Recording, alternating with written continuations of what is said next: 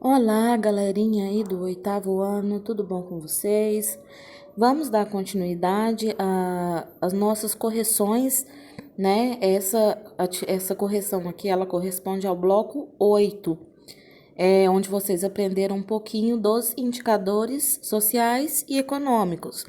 Na série anterior, a gente havia visto um pouquinho, né, sobre alguns indicadores, como taxa de natalidade, taxa de mortalidade, crescimento vegetativo.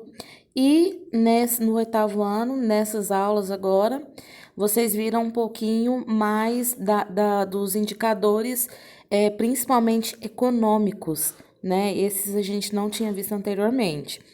Tem um textinho aí para vocês lerem, né? Um vídeo para vocês assistirem, para estar respondendo as questões.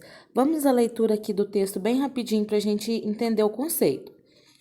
Para que sejam tomadas medidas capazes de alavancar o nível de desenvolvimento dos diferentes territórios do mundo, é necessária a obtenção de dados, estatísticas e informações que permitam identificar quais são os principais problemas que as populações e os lugares vivem. Por esse motivo, é de fundamental importância, além das análises de conjuntura, a geração de dados que possam atuar como indicadores socioeconômicos, aqueles que apontam características básicas do desenvolvimento das sociedades. Aí passei um vídeo para vocês entenderem um pouquinho mais a respeito dos indicadores. Então, aqui está falando um pouquinho da importância. Para que esses indicadores servem, né? Para que medir o PIB, o IDH, o PNB? Para quê, né? Para os países poderem organizar as suas informações. Organizando as suas informações, eles vão saber aonde deve melhorar, aonde que tem a falha, se a economia do país ela melhorou ou se ela piorou. Se ela piorou, vamos buscar aí as causas, os motivos, né, para tentar reverter esse quadro. Então, essas informações elas são de grande importância para o país fazer como se fosse um feedback, né, anual, como que foi a economia naquele determinado ano, a economia e a questão social também, né? Então, aí tem algumas questões para vocês estarem colocando o conceito. PIB. Eu não precisa ficar exatamente idêntico ao meu, tá? Mas se tiver o mesmo sentido, ok, não precisa apagar. O que seria PIB? O PIB, bem, as siglas PIB, ela indica Produto Interno Bruto, mas não é sobre a sigla que eu estou perguntando, é para definir o conceito. O que o Produto Interno Bruto faz? Ele mede ou calcula, né, as riquezas anuais que são produzidas e consumidas em um mesmo país.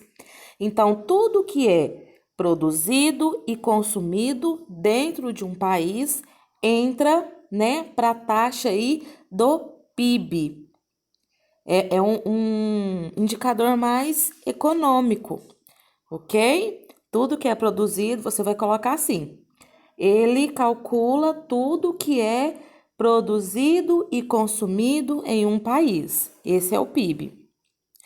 O PNB, ele é um pouquinho menos usado do que o PIB, né? Principalmente aqui no Brasil, porque o nosso, ele é bem reduzido, né?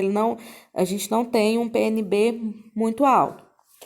O PNB, a sigla significa Produto Nacional Bruto. E ele tem a ver, né? Ele seria para calcular todo o dinheiro que entrou, principalmente vindo de empresas multinacionais. Por exemplo, um dos países que tem um dos maiores PNB aí é os Estados Unidos. Por quê? Porque ele tem muitas empresas de fora.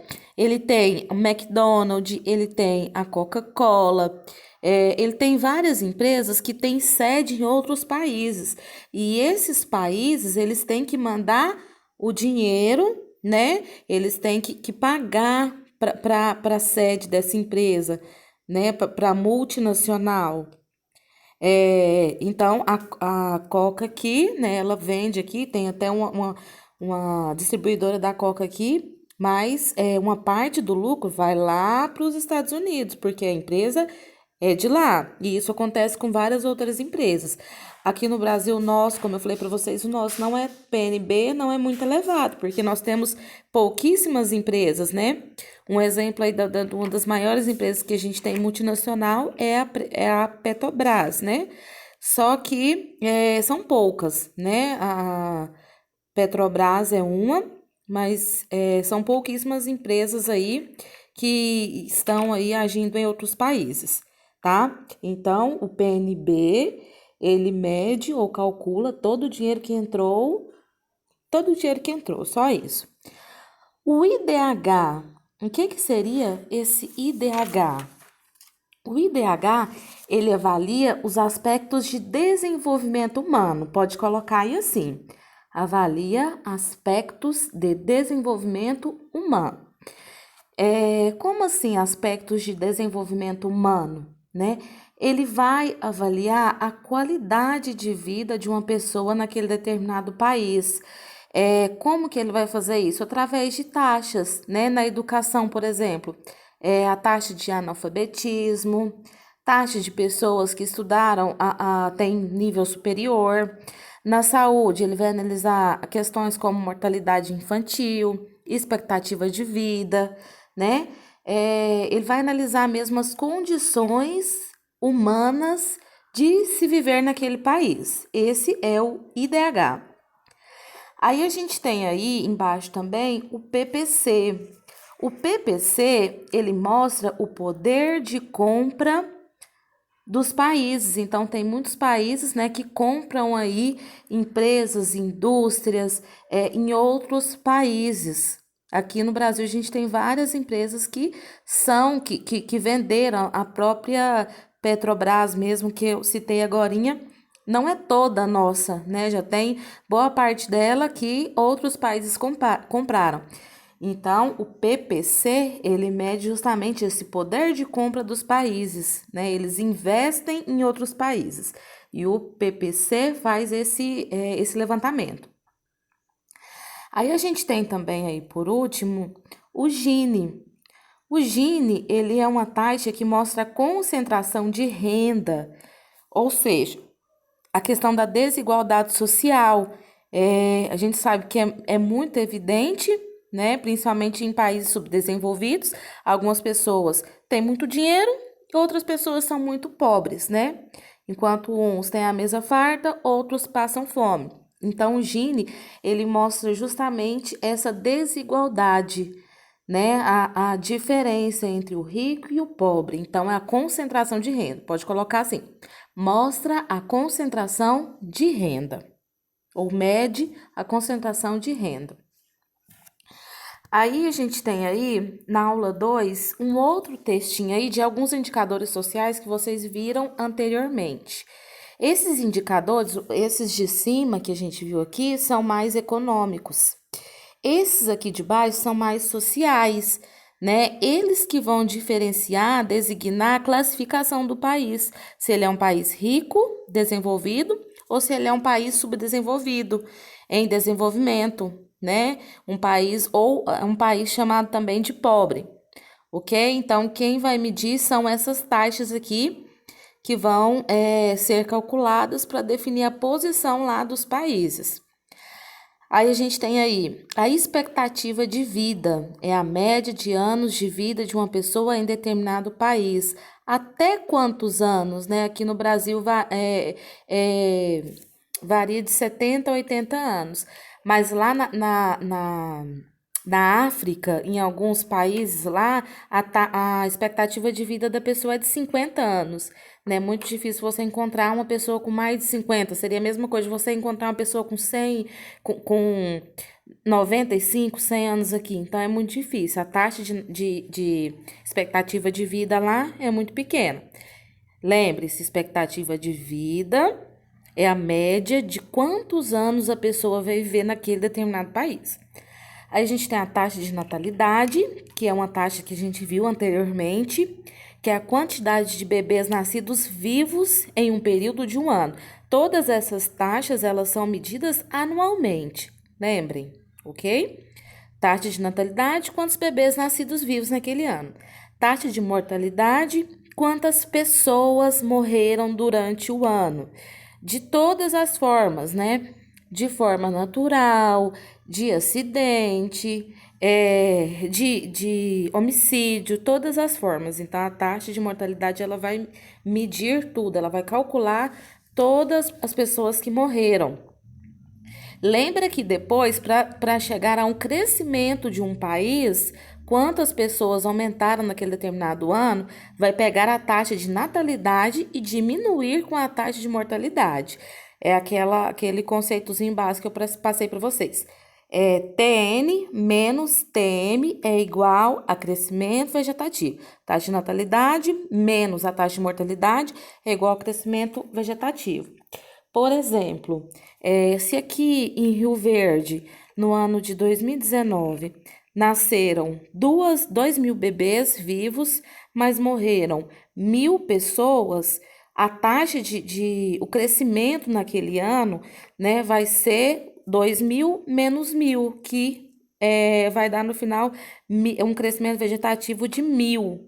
Né? É claro que vai entrar aí depois outros indicadores também, como as pessoas que vieram de fora, né? As migrações que ocorreram aqui, mas de uma forma geral, o crescimento vegetativo se mede dessa forma, o crescimento da população. Aí nós temos a taxa de mortalidade infantil, né? Corresponde ao número de crianças que morrem antes de completar um ano. Por que é importante medir essa taxa? Para chegar aos motivos, né? Para conhecer, identificar por que se está morrendo muita criança, se está morrendo, por que estão morrendo, se tem algum estado que está morrendo mais crianças nessa faixa de idade do que outro, né? Aí vai investigar-se a causa. Aí temos a taxa de analfabetismo também, né? Ou seja, quantas pessoas não sabem ler e nem escrever. Aí são consideradas analfabetas. E a renda nacional bruta, que é o RNB, que é a renda per capita da pessoa, renda por pessoa, né? Baseada na paridade de poder de compra dos habitantes, de uma forma geral. Pega-se o valor de uma forma geral, né, do comércio, de compra dos habitantes e divide pela quantidade de habitantes. Não vai dar exatamente o número correto, né, porque a gente sabe que uns têm mais, outros têm menos, mas isso aqui é só para ter uma noção. A saúde refere-se à qualidade da saúde da população. Essa taxa também é medida. A taxa de alimentação, né, que refere-se à alimentação mínima que uma pessoa necessita, que são cerca de 2.500 calorias, né, segundo recomendações médicas, condições médico-sanitárias, se tem acesso a esgoto, água tratada, pavimentação, a qualidade de vida e acesso ao consumo, né? Ou seja, quantos carros por família, se todas as famílias têm computador, televisores, celular, acesso à internet. Então, tudo isso é analisado para que se possa, né, ver se tem algum problema e agir em cima daquele problema, daquela determinada causa, né? Aí a gente tem o IDH, que é o Índice de Desenvolvimento Humano, que a gente viu um pouquinho lá na frente. Esse IDH, ele foi criado pela ONU para tentar medir o grau econômico, principalmente com as pessoas que estão vivendo nos países de todo o mundo, né? O IDH avalia os países em uma escala de 0 a 1.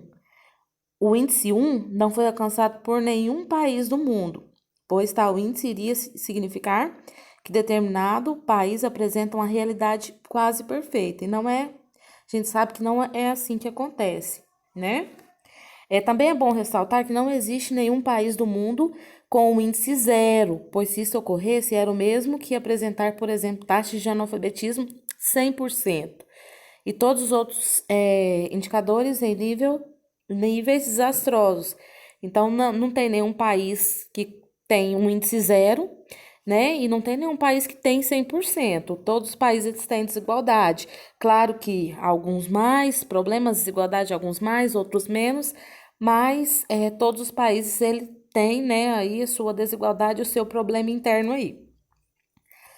Aí a gente tem um quadro com a taxa de fecundidade, né? É, em 1940, taxa de fecundidade era 6,16 e em 2010, 1,90. Nós falamos bastante dessa taxa de fecundidade o ano passado. E já responde a pergunta da 1. No quadro, podemos observar que houve uma queda significativa na taxa de fecundidade no Brasil a partir de 1940, perdão. Mas, afinal de contas, o que é fecundidade? Fecundidade é a quantidade de filhos por mulher. Pode colocar aí assim. Fecundidade é a quantidade de filhos por mulher. Então, aí nesse quadro, tá falando que teve uma queda na taxa de fecundidade. Em 1940, a mulher tinha em média 6 filhos. Hoje, a mulher tem, em média, dois filhos, né? 1,90, quase 2 filhos. Como assim? Por que tem esses números aí picados? 1,90, que significa isso? É porque nem todas as mulheres têm 2 filhos, algumas têm um, outras têm dois, né? Algumas têm mais, também tem 3, 4, já outras mulheres não têm nenhum. Mas é uma taxa que se mede a partir de todas as mulheres, né? Então, pega a quantidade de filhos e divide pela quantidade de mulheres para saber a estimativa, quanto mais ou menos cada mulher ela tá tendo, né? Ela tem de filho. Essa queda aí, a gente discutiu em sala também os motivos, né? A mulher ela foi conquistando o seu espaço de trabalho, ela foi deixando de ser dona do lar para trabalhar fora, como a gente discutiu. Então, a partir disso, ela começou a procriar menos, né? E a conquistar aí o mercado de trabalho. A gente viu que essa taxa de fecundidade ela está muito ligada ao grau de instrução também, né? Por exemplo, continentes com países desenvolvidos como a Europa apresentam uma taxa de fecundidade baixíssima, enquanto a África, que é um país mais pobre, a taxa de fecundidade é altíssima, né? Então a gente viu que tem a ver com o grau de instrução. Mulheres mais estudadas, elas têm menos filha. Na Europa, dependendo do país lá, chega a menos de um, né? Ou seja, a maioria das mulheres lá não quer ter filho, né? Por quê? Porque elas estão preocupadas em trabalhar, né? É o objetivo, é a meta delas, né? A gente pode, no Brasil, a gente pode analisar esse quadro aqui, analisando a situação das nossas avós, bisavós, né? A minha bisavó, por exemplo, ela teve vários filhos, a minha avó, ela teve 11 filhos, o meu pai, ele já teve 2 filhas, então foi diminuindo, né? Isso fica bem evidente. Questão 2. A distribuição da população mundial ocorre de forma desigual, havendo grande diferença no contingente populacional dos países. Aí a gente tem outro gráfico aí. Esse gráfico aí, ele é a distribuição da população no mundo. A gente vê que tem uma disparidade aí muito, muito grande para o continente asiático, né? Para a Ásia. Então, a maioria da população está neste continente, está concentrada lá neste continente. Na A, a partir de quais informações ou dados podemos chegar até o crescimento de uma população de um continente?